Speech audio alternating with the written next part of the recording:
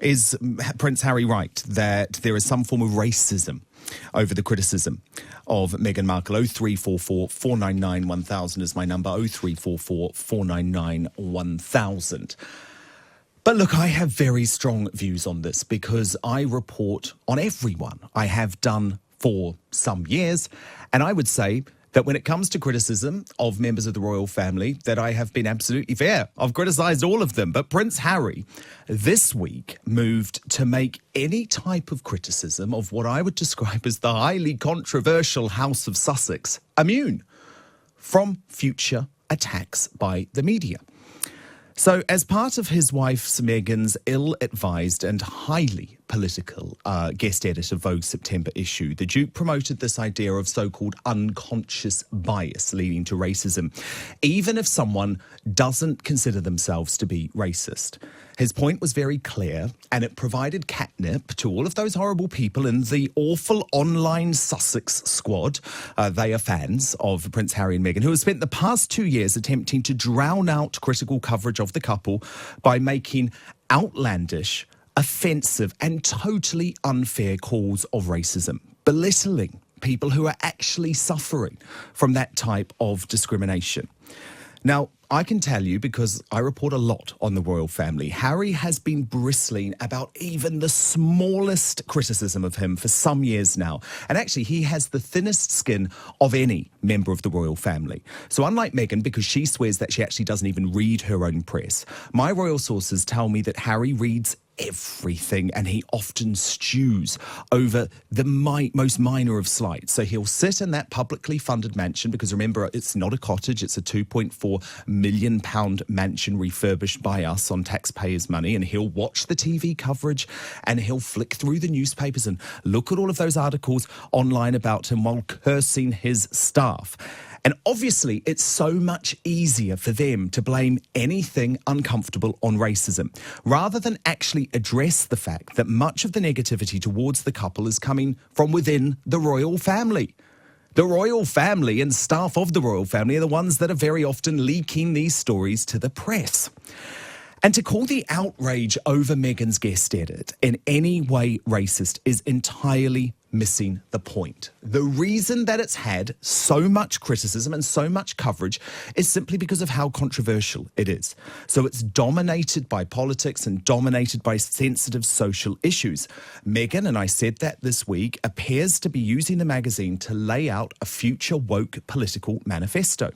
And when that manifesto includes supporting someone like Greta Thunberg, now she's a 16-year-old Swedish firebrand with very pushy extreme left parents, and remember, policies that would probably make this country bankrupt in just a few years' time.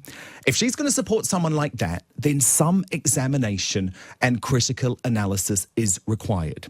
And to say other royals have not been subject to that same type of criticism, or actually, and I'll be honest, in a lot of cases, much worse criticism than Meghan, it's absurd. So Prince Charles has been the focus of so many column inches, including from me, for continuing to wade into sensitive political issues. And it's right, I believe, that the media points out that as our next king, it's absolutely essential for the future of the monarchy that he keeps his gob shut at times. But what about all the other female outsiders who have entered the royal family? So to say that Diana Spencer or Sarah Ferguson or Sophie Wessex or even Kate Middleton had an easier ride is just naive or delusional. So if you remember, in the months before Diana's death, she was the revered figure and she had overwhelming public support. And obviously there was that legendary Panorama interview where she called for the throne to bypass her husband altogether. But she still remained a target for much criticism when her campaigning became too political.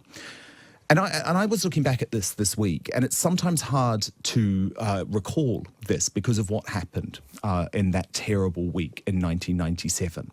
But just 3 days before that tragic accident in Paris, Diana, and remember at that point she was no longer a future queen or anything like that, was being severely criticised for describing the former Prime Minister John Major's landmine policies as hopeless in a French newspaper interview.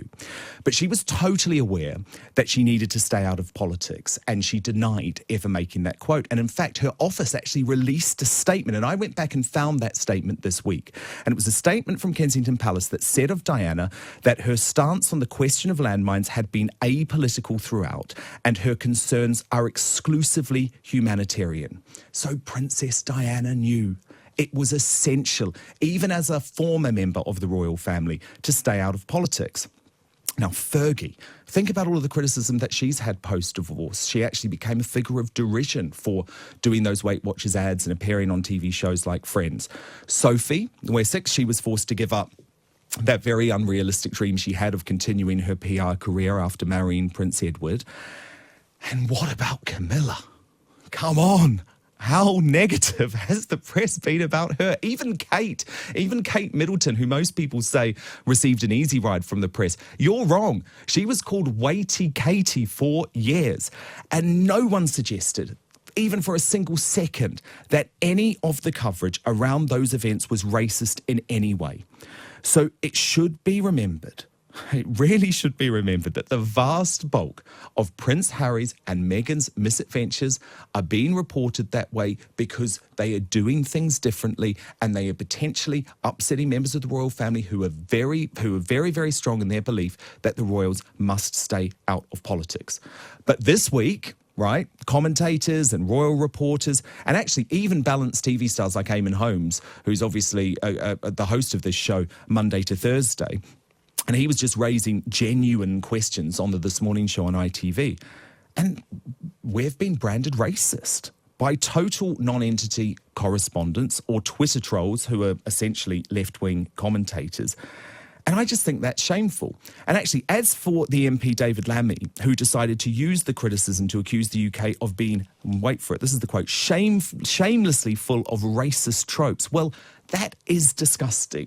Do we really want to become a world where you are discriminating against someone unless you are criticising a person of the same race as you, the same gender as you, or the same sexual identity as you? Of course, we all agree. The fact that Meghan is mixed race is irrelevant to all of this. But what is very relevant is this questionable path that she's going down by choosing to become a political activist while a fully paid up member of the royal family who is here to support us and represent us. And that is the point. That is why she's being criticised, and that is why there has to stay criticism of her. But I know not everyone agrees, and as a result, that's why many people this week have said that my criticism of Meghan is racist.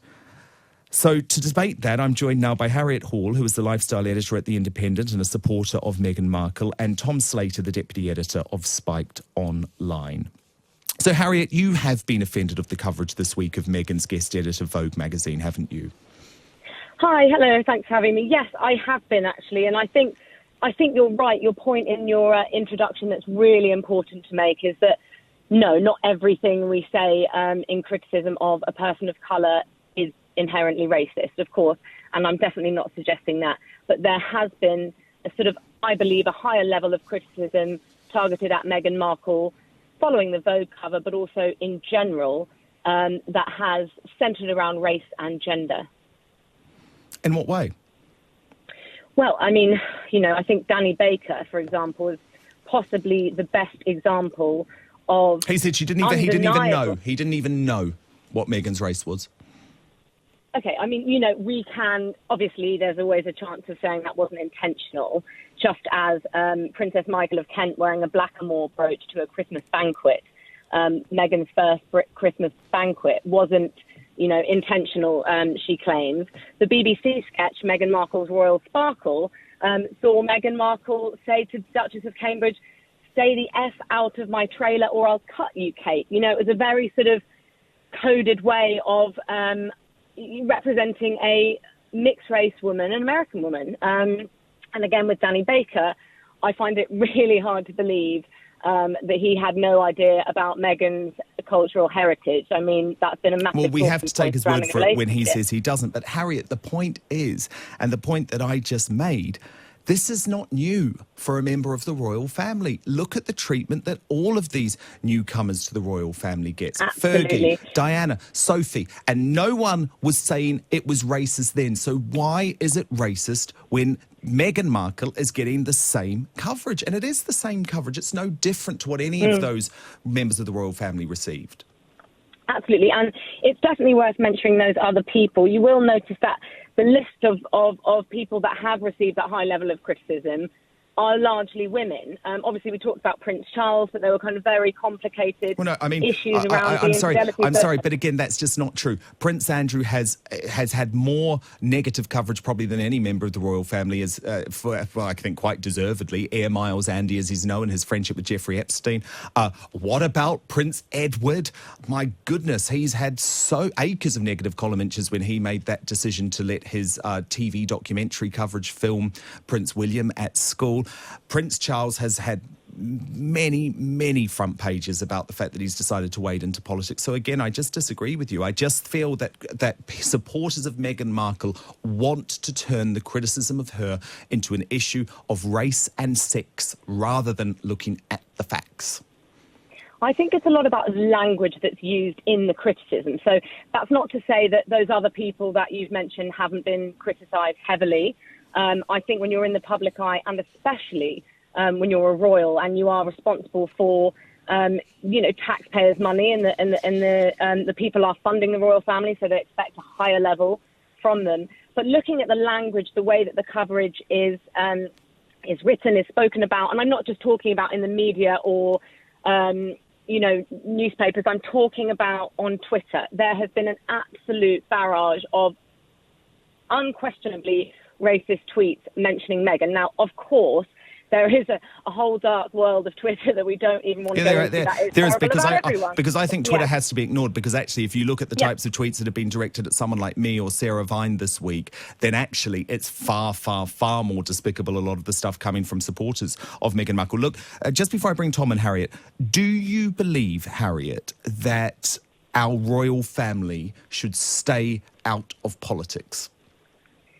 Well, of course, the royal family is supposed to be apolitical. It's unconstitutional for the sovereign to engage in politics. Now, by extension, obviously, the Duke and Duchess of Sussex are included within that bracket. I do think we have to be a little bit aware of actually how people were presented in this issue of Vogue.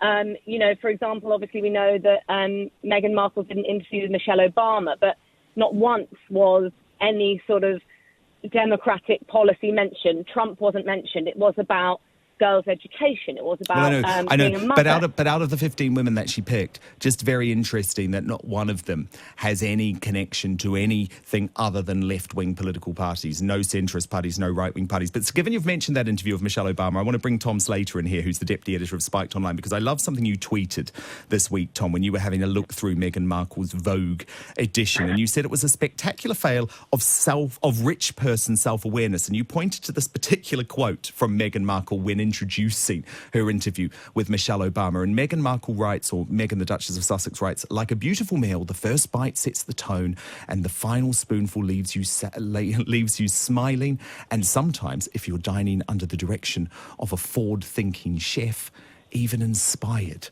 She's left herself a little bit exposed, hasn't she, writing this type of rubbish for Vogue magazine? Well, definitely, and I think, of course, this is the sort of, shall we say, aspirational writing, slightly ridiculous writing that you all see in a publication like Vogue. But nevertheless, I think it points to what a lot of people have a problem with Meghan, and it's got nothing to do with her race. It's just the fact that her and Harry in particular strike them as the kind of encapsulation of that kind of like woke elitism, which we've seen grow in recent years, which is you have people who claim to be incredibly switched on, incredibly virtuous, incredibly progressive, but also hypocritical, claim to care so much about the climate, but are zipping around on helicopters all of the time. And the thing I find really strange about this whole discussion is the way in which accusations of racism, completely baseless ones in my view, this kind of identity politics reaction, is basically being used to cover incredibly privileged people from criticism. So much so that we're in a position where even criticising a member of the royal family is seen as somehow suspect. And particularly as a Republican, I find it very, very strange that in recent weeks I've seen people on the left, nominal Republicans, who claim not to want to have any truck with the monarchy, defending someone who is incredibly elitist, who does kind of constantly virtue signal her views, along these kind of identitarian lines. What they're effectively doing is giving cover to royals to air their views completely unchallenged. I find that quite strange. Harriet, do you think Prince Harry is right to say that we are all subject to this concept of unconscious bias? Well, I think unconscious bias has scientifically been proven time and time again to be a thing. 90% of us, a recent study showed, are affected by unconscious bias. That doesn't mean 90% of us are racist. It means that we are guided by stereotypes, and it's not always intentional. And I think we have to be very careful to be aware of that. That unconscious bias is the reason that there's a race pay gap. It contributes to the gender pay gap. I think white job applications are 74% more successful than job applications sent through by people of colour. Black faces are considered more threatening than white faces. So, yes, unconscious bias is a thing. And I think, I should point out also that we're three white people having a discussion about whether racism exists or whether unconscious bias exists is another example of how it does. Well, I will point out that we asked many non-white people, many people from the BAME community who are supportive of Meghan Markle to come on and defend her on the show today, and they all declined.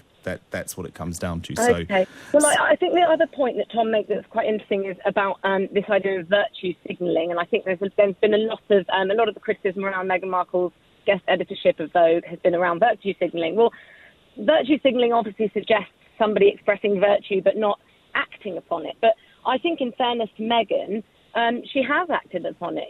She's been very charitable. She is talking about issues in Vogue that she has championed since childhood. Since before she met Harry, she's been talking about women's rights. And I think we also need to realise that this is a very personal choice on the cover of Vogue. And I think, we need to get a bit of a sense of proportion about that she's not trying to sort of skew the British public.